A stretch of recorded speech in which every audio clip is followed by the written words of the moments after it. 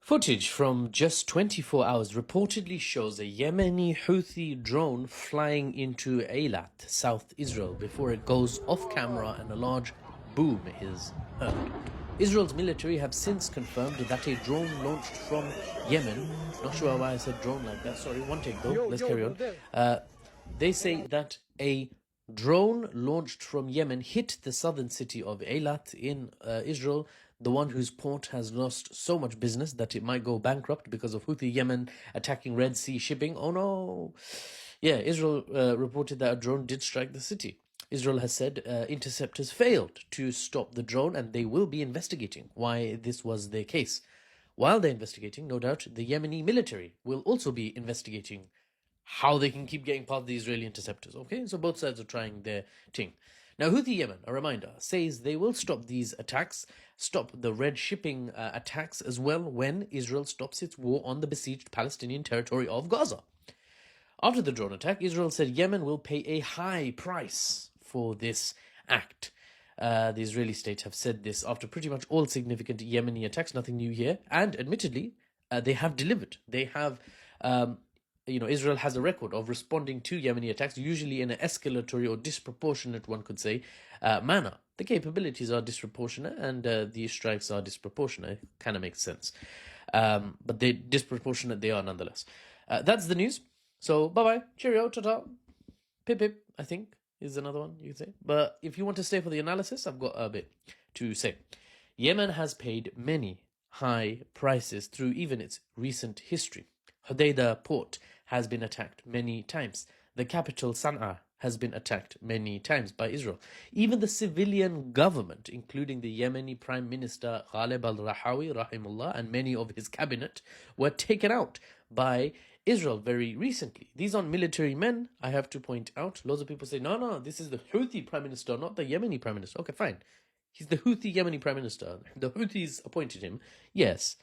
But they aren't generals, they're civilians. They are responsible for the civil governance of Yemen. So, anyway, legitimate targets according to Israel. Because, when you can strike out when you can flatten bakeries, hospitals, the president of a country, there's a small fry, Yani.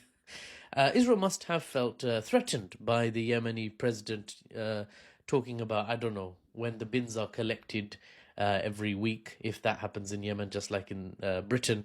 And so they defended themselves over in Sana'a. So boom goes the civilian members of the Yemeni government. Houthi Yemeni government. Sorry.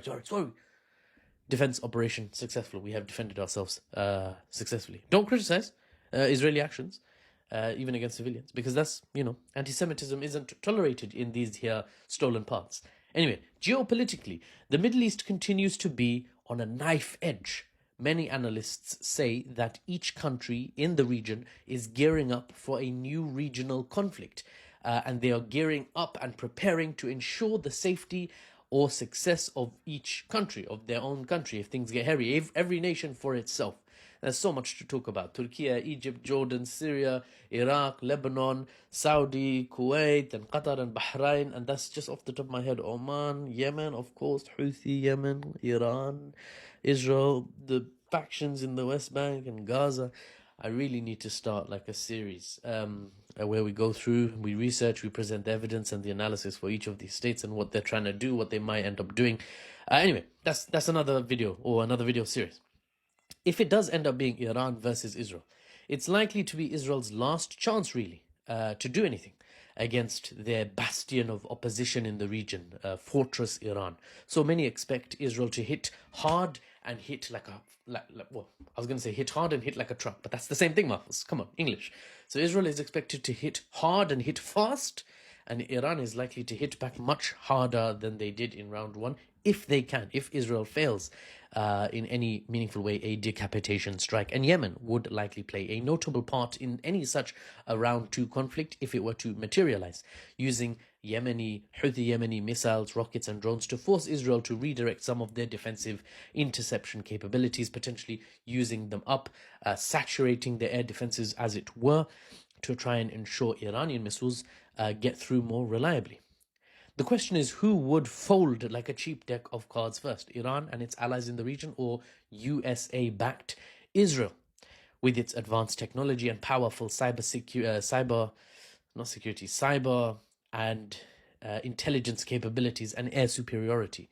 Each side has its advantages and its disadvantages.